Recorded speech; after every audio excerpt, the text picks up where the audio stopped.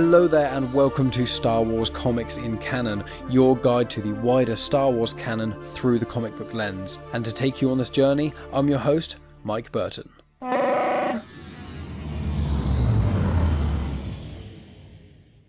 And so brings episode 26, and with this one I'm doing something a little bit different, which is quite interesting because obviously last week was the Q&A, which is very different, and I've got a book review planned in 2 weeks, so that's going to be a little bit different again, so it's the month of different podcasts. But in this one I'm embarking on one of the Age of Republic comics, and this one is about Count Dooku in particular.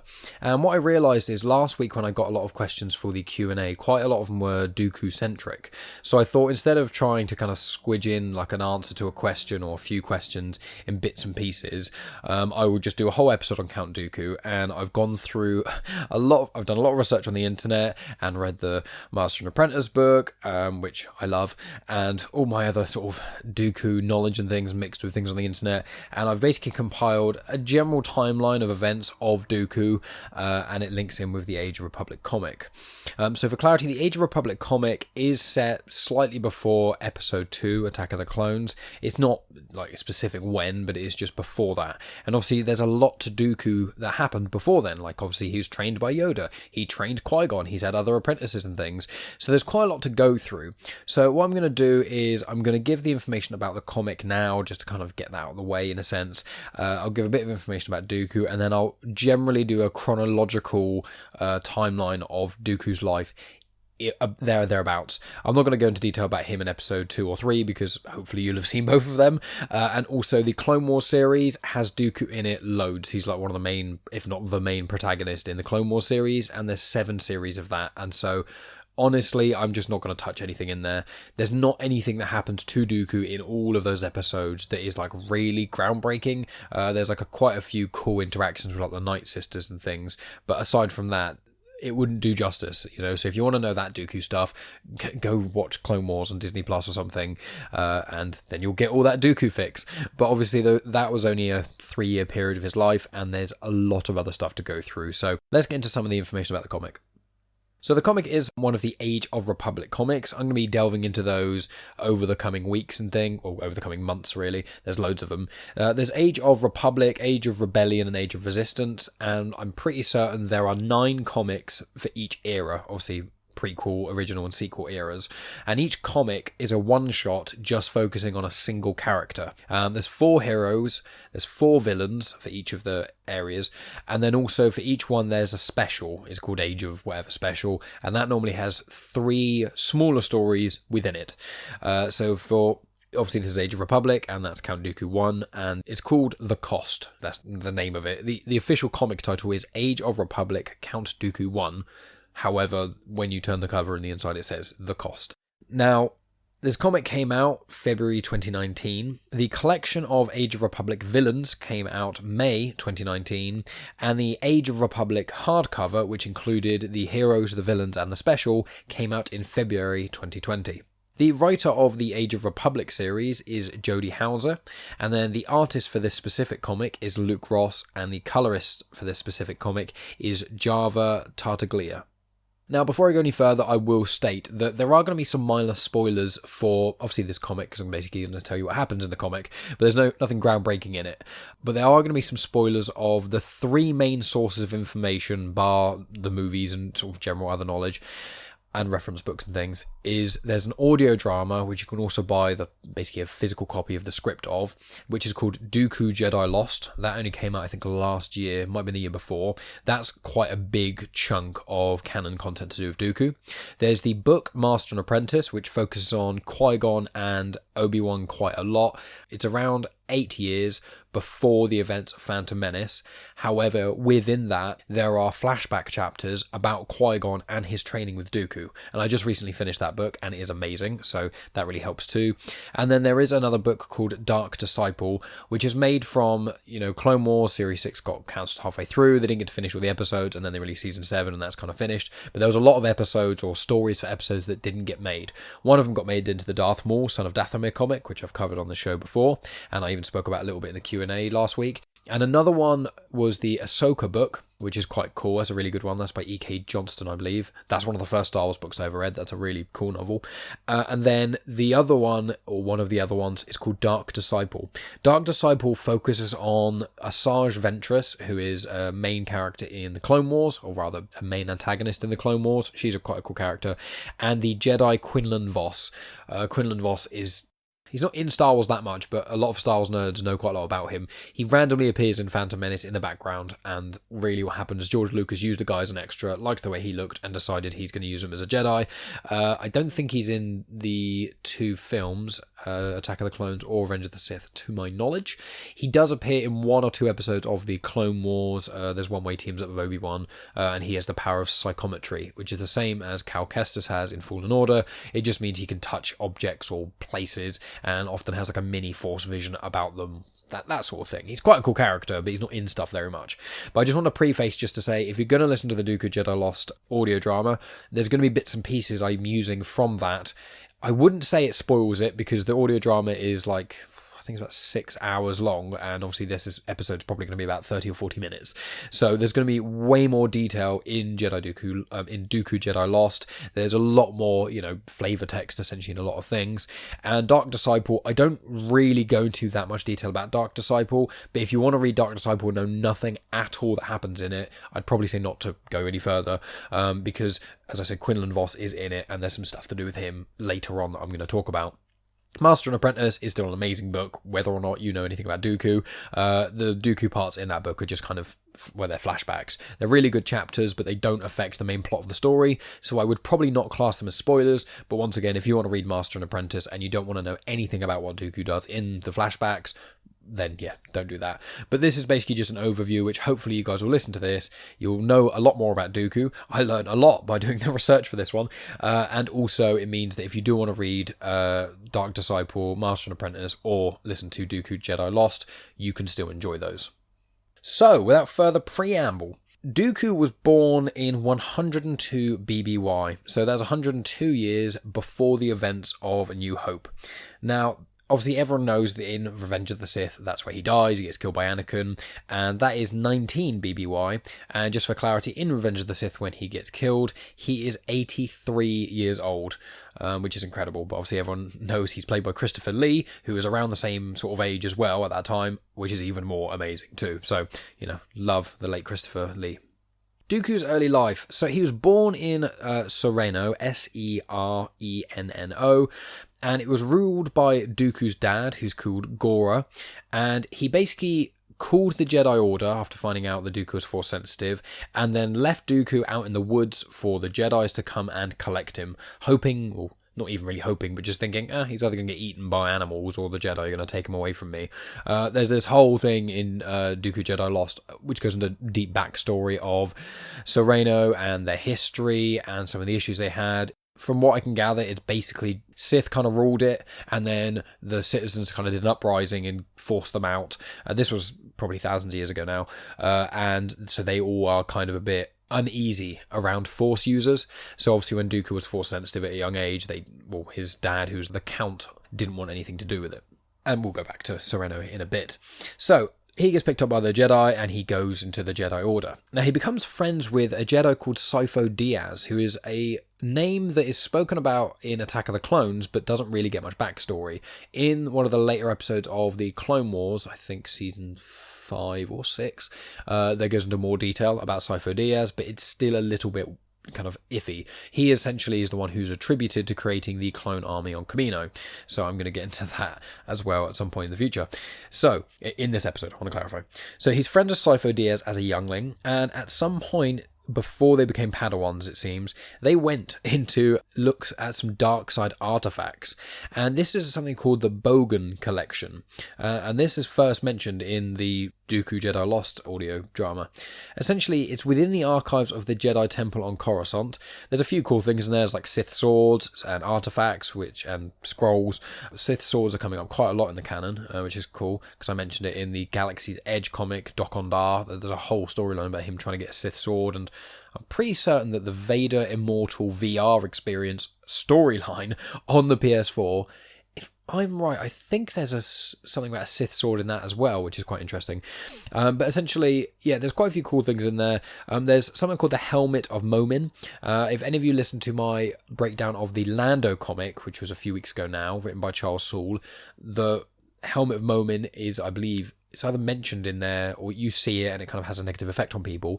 But also in the Charles Soule Darth Vader series, which is the second run of Vader series, which I'll be tackling in a future episode, or tackling some of the arcs in a future episode, the Helmet of Momin is quite proficient, shall we say. It's featured a lot in one of the main story arcs. It's probably my favourite story arc, actually, of those comics. So if you have read the second Vader comics, or you have read or listened to me talk about the Lando comic, and you recognise the Sith Helmet of Momin, Momin, that's another little reference to it, which is one of my favourite things about Star Wars, lots of little references. Then there's also a lightsaber in this Bogan collection of Darth Krall, Krall. Before he called himself Darth Krall or Kral, he called himself Radaki. And that was from the days of the Old Republic. And Radaki / Darth Krall became one of the Lost 20. The Lost 20 are basically 20 Jedi who left the Order, and yeah, that's basically it. They just left the Order. A lot of them went bad, but we don't know that much about them. Dooku, to my knowledge, is the 20th. And obviously, technically, Anakin would be the 21st, but then he, destroyed the whole Jedi Order, so not sure if that fully counts. The only other person that we seem to know of who is actually part of the Lost 20 is someone called Trenis. So there's Dooku, Radaki, and Trenis, Radaki becoming Darth Krall. And just for clarity, Trenis is mentioned to be from the High Republic era. And what's interesting about that is that in one of the new High Republic novels coming out, one of the main characters is actually called Keeve Trenis. Now, it hasn't been explicitly confirmed if they are the same person, but it would allude to that being the fact. So that is potentially an incredibly minor spoiler for the High Republic, if that's the case, so sorry about that. But I'm excited as anyone else to read the High Republic next year, so we'll see about that. So yeah, part of the Lost 20, there's a lightsaber from Darth Krall, and also the only other thing about the Bogan collection worth really mentioning is that there was a person called Clias Terradine, and I believe around the High Republic era, they were an apprentice, they were either a Padawan or a youngling. They snuck into the vault, and then they just vanished. And now there's rumours that they went bad and no one wanted to talk about it. There's rumours he got expelled from the Jedi Order. His name is kind of only known by people sort of passing it on, but he seems to have been scrubbed from the records, which is quite interesting as well. So that might be another link to the High Republic books coming out, and content, because I'm going to be tackling the comics as well that are coming out next year. And just for clarity, the High Republic is set 200 years before Phantom Menace, so that's quite cool. So anyway, back to Sifo Dyas and Dooku. So yeah, they look at these dark side artifacts and things when they were younglings, so they had that sort of, that desire, that thirst for knowledge of learning the forbidden things. And then Dooku became Yoda's Padawan, and well, yeah, he got trained by Yoda directly, which is pretty cool. And then at around the age of 17, which was 85 BBY, Sifo Dyas had a vision of a solar storm hitting a planet called Protobranch. And this is quite a big thing in Dooku Jedi Lost. Essentially, he saw this vision of a lot of people dying. They warned the council, and the council didn't really take it seriously enough, didn't act very quickly. And eventually, I think Yoda and Sifo Dyas, Dooku and another Padawan went to investigate, found out the vision was true.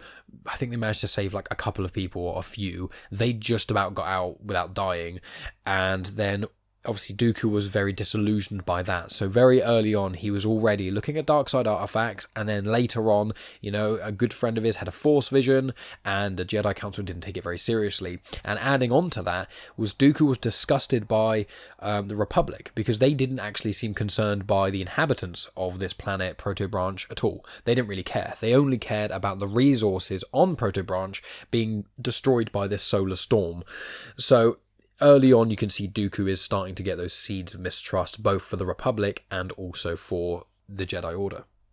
Then, a few years later, Dooku attended his mother's funeral back on Serenno, and he clashed with his dad quite a lot. I think his dad was going to get some droids to shoot on some protesters and things, and I think Dooku intervened, and in doing that, kind of revealed himself to exist, essentially, because a lot of people didn't know about Dooku, or most people didn't know about Dooku, because at such a young age he was clearly Force sensitive, and his dad got rid of him, that his dad never really spoke about him or anything like that.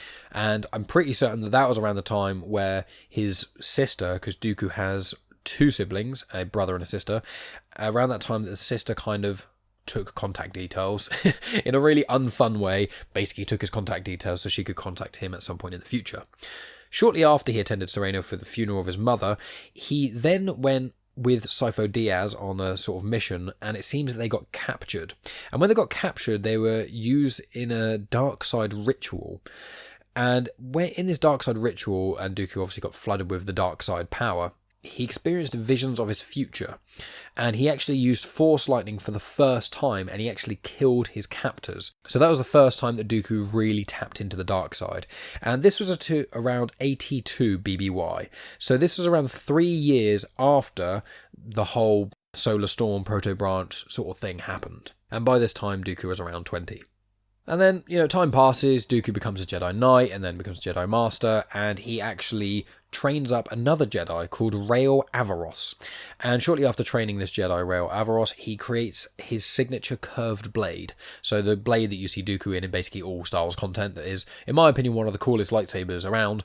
That wasn't his first one. He created one first, and then he adapted it and changed it. And what it seems to be is the curved lightsaber was inspired by Darth Krul's lightsaber, the one in that Bogan collection. And it was still blue. He was still, in air quotes, a good guy. He still had a blue lightsaber. It was just curved and quite badass looking. And I just want to clarify that Rael Averross is only really mentioned in Dooku Jedi Lost as well as the book Master and Apprentice. He is a very integral character in Master and Apprentice, and I will say that Rael Averross is actually one of my favourite new characters. He's a very, very interesting Jedi. He's definitely not a conformist. He definitely doesn't follow the Order in quite a lot of ways. And I'm in my book review that I'm going to do in, I think, 2 weeks' time. I'm going to do the book review on Master and Apprentice. I'm going to speak a bit more about Rael Averross because he's such an interesting Jedi and such an interesting person. And the way he interacts with Qui-Gon is quite cool as well. But he was Dooku's apprentice before Qui-Gon was. And at some point, Averross actually introduced Dooku to Palpatine as well.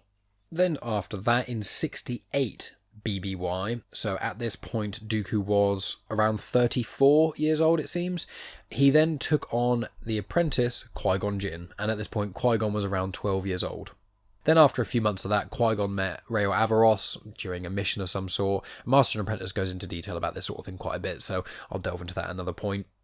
And then, eventually Qui-Gon became a Jedi Master, and he did maintain some contact with Dooku while he was, and he spoke highly of Obi-Wan. One of the first pieces of dialogue Dooku says in canon is in Attack of the Clones, when he has Obi-Wan in Geonosis in those, it's kind of like ray shield handcuffy things.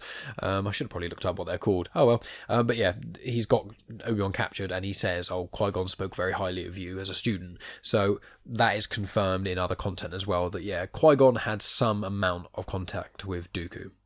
Then when Dooku was around 61 years old, so this was at 41 BBY, just for clarity, Phantom Menace is 32 years BBY, so this is about now 9 years before Phantom Menace. Dooku returned home to Serenno. He overthrew his brother, he became Count of Serenno, and he got a mass fortune.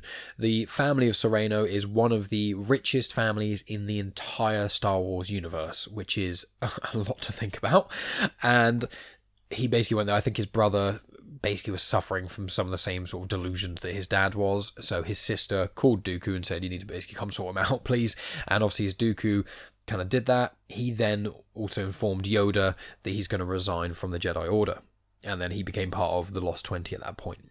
And just for clarity, the Lost 20 was actually first mentioned in a deleted scene in episode 2, which I haven't seen actually. It was a deleted scene in episode 2, and I'm not sure if that's actually fully canon. Deleted scenes are always a bit of a weird one. But then it got completely fully canonized in the absolutely everything you needed to know about Star Wars. The Lost 20 got its name and things. And that deleted scene is actually called the Lost 20, which is quite cool. And I'm really hoping that in the High Republic, as well as in other Star Wars content, we get to delve into the Lost 20. A little side thing here is, as a fan of Star Wars, what I would love, it'd be so cool, is imagine like a Mandalorian style series, but every episode focuses on a different member of the Lost 20. And that would be really, really cool. Understandably, they wouldn't really be able to do one about Dooku, but being able to do about the other ones would be so cool, because it'd be really interesting to see how certain people have kind of disagreed with the council, if some just went off and lived simple lives, if some of them went off and became, we know at least one of them went to the dark side, or at least two, I suppose, including Dooku. So I just think that'd be a really cool show. So if anyone's listening, anyone at Lucasfilm or Disney's listening, go do that. You don't even have to credit me, just go do it. It's a really cool idea. Anyway, back to this. So after Dooku, I want to clarify, from this point, the timeline gets a little bit iffy. The date, there's not specific dates on all these things. So these kind of things are just generally before the Phantom Menace, okay? So obviously I said about Dooku left the Order and he became the Count of Serenno. And then also him and Palpatine were basically planting the seeds of the Clone Wars, it seems to be, before Qui-Gon had died. From what I can tell, it was near that time, but around the time of Phantom Menace, obviously we already know that Sidious was planning things, because he was the one who orchestrated trying to get the Trade Federation to then do the blockade on Naboo, and that's how obviously Phantom Menace basically starts. So when Sidious was already doing that, it seems that Dooku was actually helping him. And just for clarity, Dooku's Sith name, his pseudonym Sith name, is Darth Tyrannus, which is obviously what, when Jango Fett is questioned in Attack of the Clones, who he was confronted by to be the template for the clone army, he said, someone called Tyrannus. So yeah, Dooku and Palpatine planting seeds of the Clone Wars, as I said, seemingly before Qui-Gon's death, but it might have been a bit afterwards, but I'm pretty certain it was just essentially before that. And then I think it's very shortly after Qui-Gon died, I think, Dooku goes to Kamino with Sifo Dyas to basically sort out and create this clone army. Sifo Dyas at this point is still on, I think he's either on the council or he's just a master. He disagrees with the council a lot. He seems to be kind of renegade, and he has this force vision of, this horrible future coming true, and he says, look, the Republic need an army, otherwise we're going to get destroyed, essentially. The Jedi Council don't listen to him, so Sifo Dyas goes to Kamino with Dooku. They sort out the clone army and things and get sort of the wheels in motion, and then once Sifo Dyas' name is attached to it, Dooku gets him killed. So he basically organises the Pike Syndicate to shoot down Sifo Dyas' ship, and that is addressed in one of the episodes of the Clone Wars. The Pike Syndicate are just a crime gang, like a really big crime gang, one of the major ones.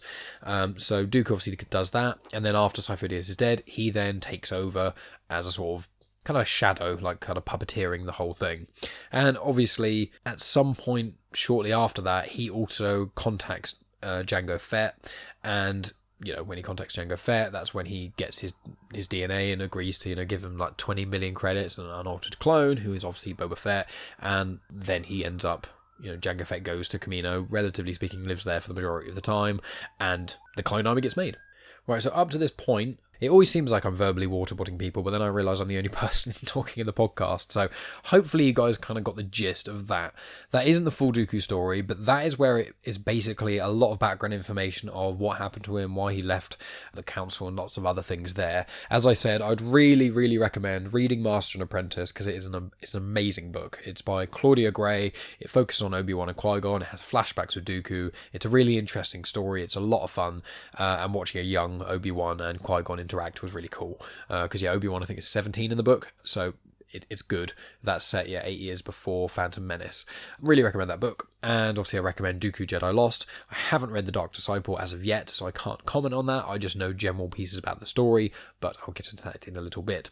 So we're now going to focus on the comic that I've got here. As I said, it is a one-shot. It is set before episode 2 at some point, and by stuff that's in the comic, which I'll get to, it is clearly after episode 1. So let's get started. So I'm just going to read the sort of, I would say title crawl, but it's not in the style of a title crawl. It's just a little paragraph at the start of the book, which isn't quite as fun, but that's still, don't need a whole page for a title crawl. So this comic starts, it says, Count Dooku was one of the wisest and most revered Jedi in the galaxy. But during his long years of service, he became disgusted by the rampant corruption poisoning the Republic and disillusioned with the archaic and dogmatic views of the Jedi. Finally, Dooku left the Order to follow a new path in hope of saving the galaxy from itself. The path of Darth Sidious and the hated enemies of the Jedi and the evil Sith.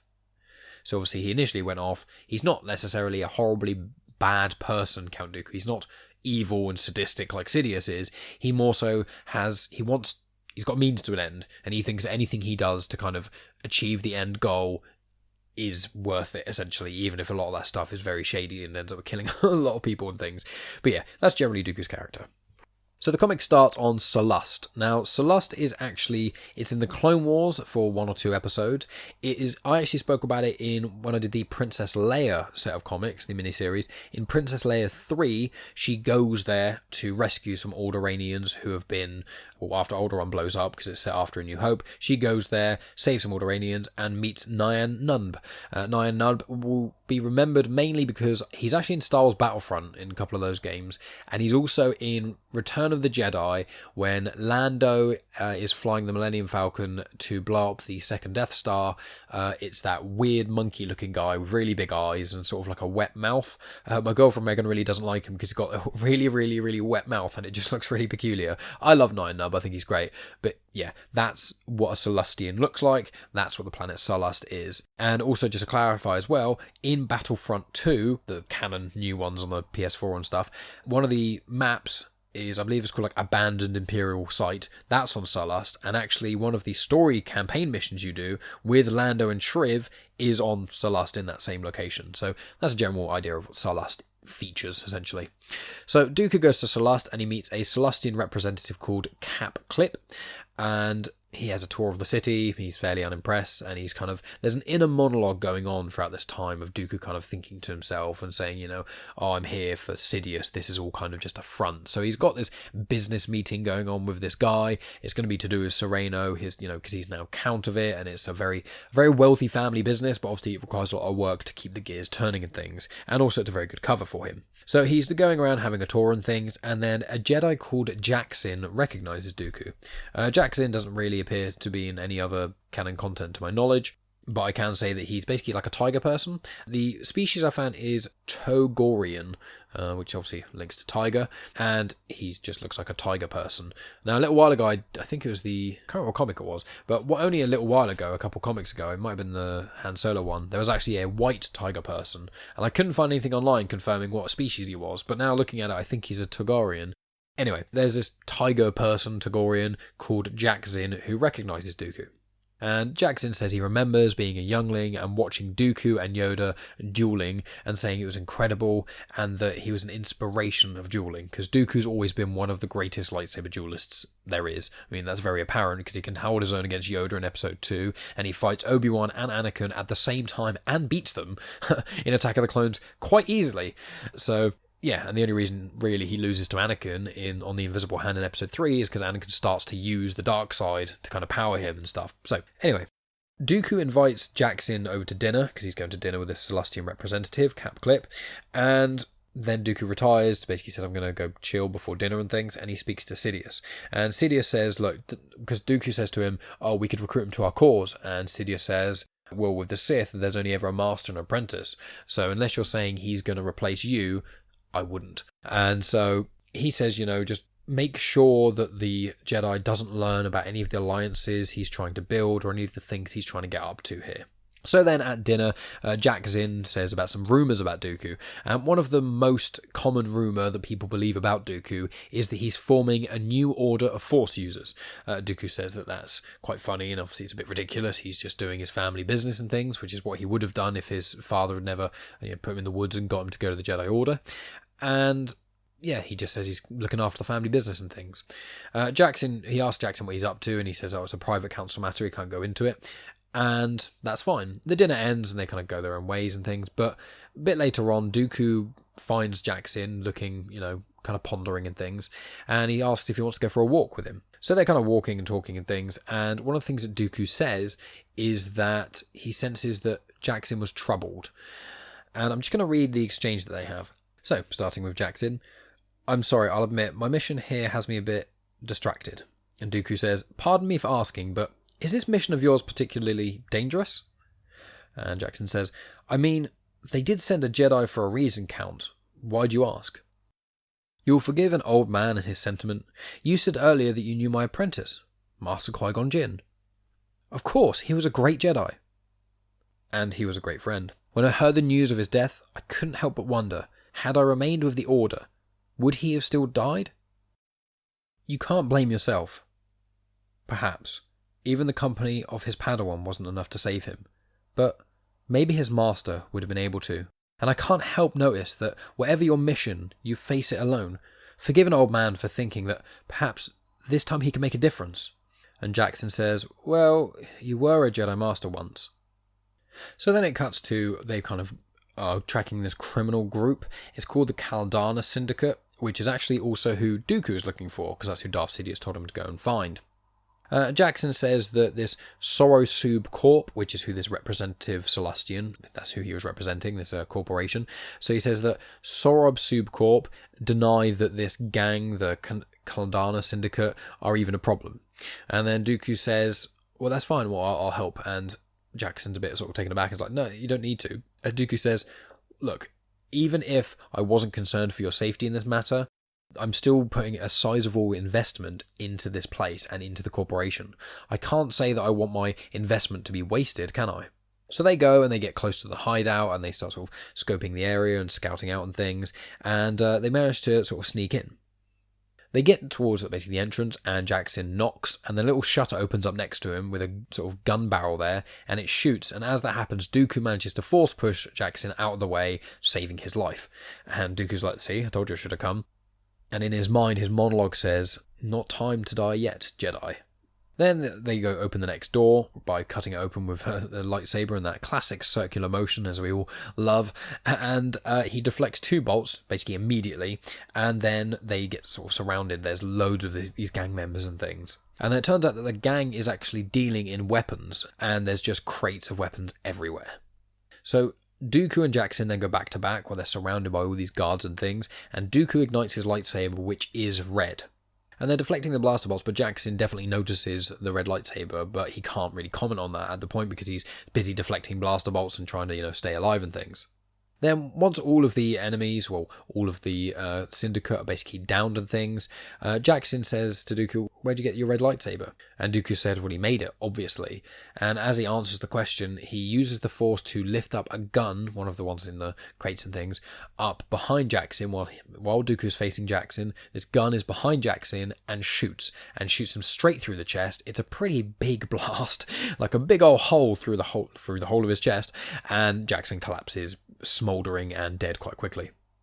There seems to be one of the gang members that's kind of left who isn't killed, he's just a bit injured, and Dooku says to him that he's now an agent of his new master, and he's holding up with the Force, it looks like over 15 of these blasters. One of them just shot through the chest of the Jedi Jackson and made a big old hole in his chest, and so he lifts up over 15 of them with the Force, and it's a really, really cool panel actually, just Dooku with his arms lifted in the air and just guns all behind him, and he says, do you see what I mean? Like, you are now working for your new master. Do you understand? And the guy's like, yes, I understand.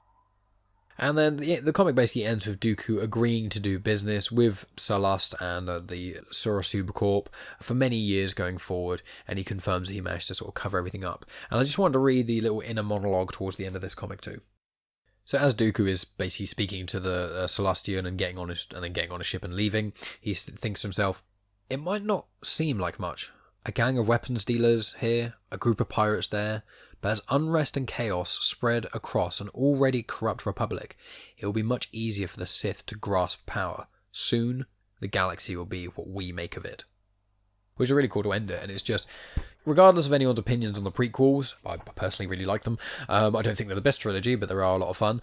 One thing that is undeniable in the prequels and Clone Wars is that Sidious's plan, spanning even before Phantom Menace and things, so his plan, it comes to fruition in Revenge of the Sith, which is 19 years before the Battle of Yavin, and obviously 3 years before that is Attack of the Clones, and then 10 years before that is Phantom Menace, so you've already got minimum 13 years, but Darth Plagueis in Legends, that it goes into detail about a lot more of Sidious's plan, but obviously this podcast is focusing on the canon and what we kind of know for sure in the canon, and so it's just like Sidious's plan was probably 5, 10, maybe even 20 years before the events of Phantom Menace. So you're thinking that Sidious has been planning all this for, potentially 3 decades to get up to the point of Order 66, and that is insane. Sidious, regardless of how much you like him as a character or an actor or anything, is not only one of the most powerful Sith in Star Wars history, but he's also one of the most ingenious. The fact that he managed to do this, and all these little threads that he's pulling on and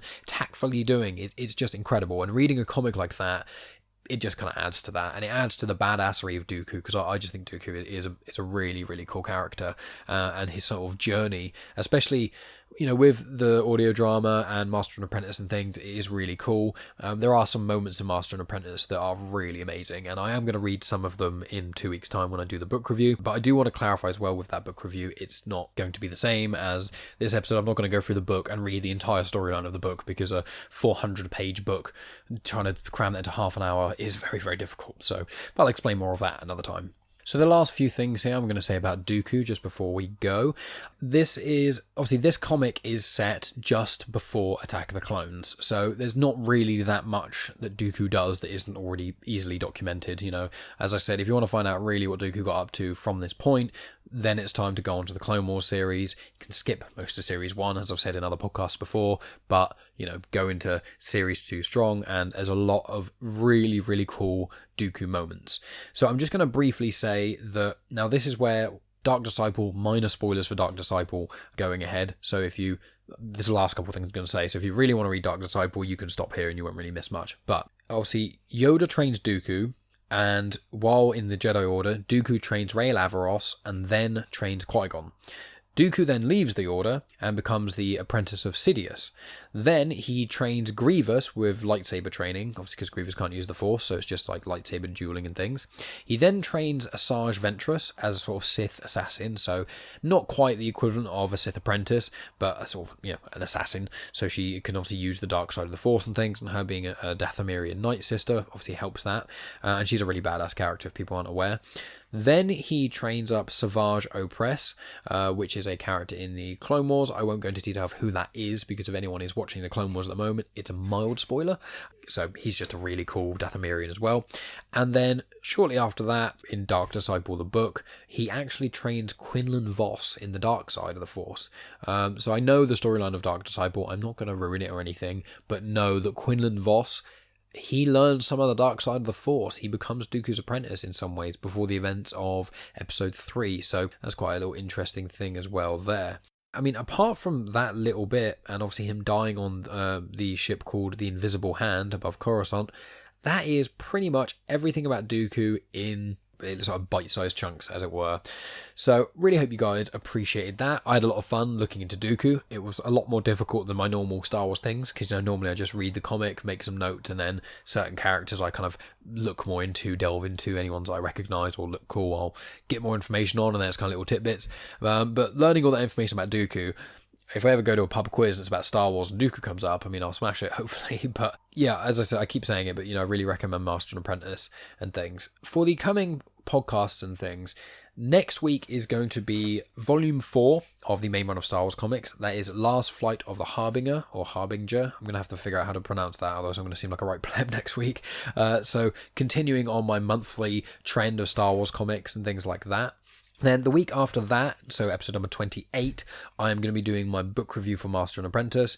All I'm going to do basically is say what I thought about it. I'm going to do some bullet points. I'm going to talk about the vague storyline. I'm not going to do any spoilers. I'm going to talk about some of the flashbacks with Dooku and Qui-Gon, because they're really cool moments. And I'm going to talk about some of the characters in it. Primarily, I'm going to speak about the character Rael Averross, because he is a really, really interesting Jedi. He's like a really cool case study for Jedi, so I really like that. And I'll talk about the planet Pijal and things like that a little bit. But that'll probably be a shorter episode. I haven't fully figured it out yet, but that's what's going to happen in episode 28. Episode 29 is going to be the final volume of the Darth Vader comics. That is volume 4, and it's called End of Games. That'll be the end of the first run of Vader comics. However, it doesn't quite finish there, because the Dr. Aphra comic series starts off where the Darth Vader ones stop. So when the Darth Vader comics finish, I'll pick up the Dr. Aphra comics, and then I'm pretty certain that the Dr. Aphra comics run relatively parallel to the Star Wars comics right until the end of both of their runs, which will be a really fun episode, but I won't be doing that for months and months yet. So that's kind of what it's to do for the future. And episode 30, because it's how far I've planned, episode 30 is going to be introducing Aphra. Essentially, I'm going to have my friend Tony Farina on the show. He does Indie Comic Spotlight, so if you're listening to this show, which you pretty much can only listen on the Comics in Motion feed, so on the Comics in Motion feed, obviously this episode, Star Wars Comics in Canon comes out weekly, and Indie Comic Spotlight comes out weekly as well. Tony Farina speaks about indie comics, essentially just anything that isn't made by Marvel or DC he tackles. As I've been on one of his shows, I spoke about a comic series called The Second Coming, which is about the second coming of Jesus, and it is amazing, and it's such a cool comic, and it was a lot of fun. I'm going to go on there again to talk about some other ones as well, and Tony Farina has been on my podcast Genuine Chit-Chat 2 or 3 times before. When I do the episode 30 with Tony, I'll make sure in the show notes I include all the details for that if anyone wants to check those out, because Tony is one of my favourite people. And episode 30, we're going to just talk about Aphra, because Tony has not read any of the Aphra comics, but he's been reading the Darth Vader comics as I've been doing this podcast, so he's going to talk to me some of his favourite things about Aphra. I'm going to talk about my favourite things. He's going to talk about some of his predictions for the Aphra series. I'm going to give a bit of information about that too. So episode 30 is going to be more of a conversational podcast rather than myself just kind of verbally waterboarding yourselves with the mic and things, but it's still going to be a lot of fun, and we haven't fully decided if we're going to read volume 1 of the Dr. Aphra comics and then talk about it or not, so we need to figure that out closer to the time. But that's the general timeline. That's what's going to be going on with the comics in the future, and also what I'm probably going to do is tackle one Age of Republic comic each month. So each month you'll have the main run of Star Wars comics, then probably the Age of Republic comics, then the Darth Vader, which will soon become the Aphra run of comics, and then the fourth will be random things. You know, I've still got the Lando Double or Nothing comic, which is basically Donald Glover's Lando from Solo. It's basically a Solo prequel miniseries. That's a really cool comic. I've got the adaptation of the first Thrawn book, as in of the first trilogy of Thrawn books. It's just called Thrawn. They did a comic adaptation of that, 6 issues, so I'll be tackling that as well. And then there's, you know, a few other sort of comics I have not yet tackled on this podcast, which I will be delving into. But yeah, basically it's just going to be going forward a lot of the main run of Star Wars comics and Age of Republic. For the Age of Republic comics, I'm going to generally try and do sort of character things like I have done this week with Count Dooku. However, certain characters there's not going to be as much information, and other characters it's kind of going to be a waste to do. You know, with Anakin Skywalker, there's no point me necessarily doing a huge thing all about Anakin, because the majority of Anakin content is the films and the TV series, and I'm trying to get information about characters which either have gaps in people's knowledge, like Dooku did this week, or other characters a bit more minor. So there's going to be certain Age of Republic, Age of Rebellion, and Age of Resistance episodes I'm going to be doing, which are probably going to have 2 comics within it as well. And I'm going to tackle all these other things. And just for clarity, I'm probably going to chronologically just do all the Age of Republic stuff, then the Age of Rebellion, and then the Age of Resistance. And I'm going to be reading them alongside, because I've read all the Age of Republic ones, but I haven't read any of the Age of Rebellion or Resistance ones, so they're going to be fun to do as well. Anyway, that is enough of me rambling on, guys. Thank you so much for listening, as always. I really, really appreciate it. Make sure you check out all the other shows on Comics in Motion. Check out my other show, Genuine Chit-Chat, where I have a different guest on each episode. I recently did my 100th episode, so that was a lot of fun too. And as always, guys, you know, thank you so much, and may the Force be with you.